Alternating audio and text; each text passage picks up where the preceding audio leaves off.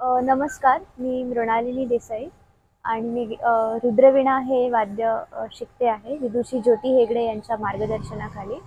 आणि रुद्रवीणा हे एक अतिशय जुनं असं तंतुवाद्य आहे आणि त्याला भारतीय शास्त्रीय संगीतामध्ये तंतुवाद्यांची जननी म्हणून ओळखलं जातं.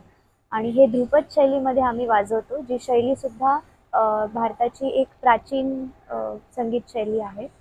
आणि ह्याला हे पूर्णपणे निसर्गातून घेतलेल्या वेगवेगळ्या एलिमेंट्सपासून बनवलेलं वाद्य आहे, ज्याच्यामध्ये भोपळे आहेत, तारी आहेत आणि लाकूड आहे.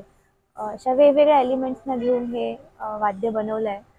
आणि 13व्या शतकामध्ये हे विकसित झालं असं म्हटलं जातं.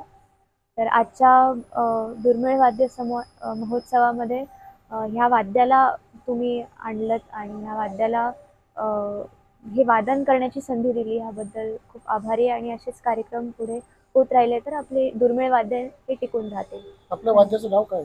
रुद्रवीणा. किती वर्ष जुनं आहे? हे एक्झॅक्ट किती वर्ष जुनं आहे असं नाही सांगता येणार, पण 13व्या शतकामध्ये विकसित झालं. पण त्याच्यापूर्वी त्याची विविध रूपं होती. ते कलापिनी वीणा आणि अशा असंख्य वीणा ज्या आता आपण जे पाहतोय लोकवाद्य, तर अशा स्वरूपामध्ये ते होतं. आणि 13व्या शतकामध्ये ते एक प्रॉपर शास्त्रीय वाद्य म्हणून विकसित झालं आणि त्याला शास्त्रीय संगीतात स्थान मिळालं.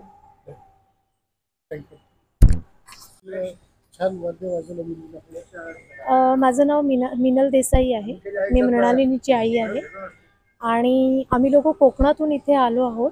आणि इथे जे काही आज या समारंभामध्ये जेवढे वाद्य बघितले आणि जे काही प्रोग्राम चालू आहे ते बघून खूपच आनंद झाला. आणि असे प्रोग्राम आणखीन ठिकाणी जगभर अपेक्षित आहे, जेणेकरून आपले वाद्य जे आहेत ते जगभर पसरतील. धन्यवाद. नमस्कार, माझं नाव सचिन देसाई. मी कोकणातून आलो आहे. सांस्कृतिक कार्य विभागातर्फे हा जो कार्यक्रम औरंगाबादमध्ये सुरू झाला आहे त्याची खूपच छान सुरुवात आहे. आता हा प्रत्येक जिल्ह्यामध्ये विभागाने हा कार्यक्रम करावा आणि ह्या लोकसंगीत कलाकारांना एक मोठं प्लॅटफॉर्म द्यावं, हीच माझी सरकारला विनंती आहे. थँक्यू.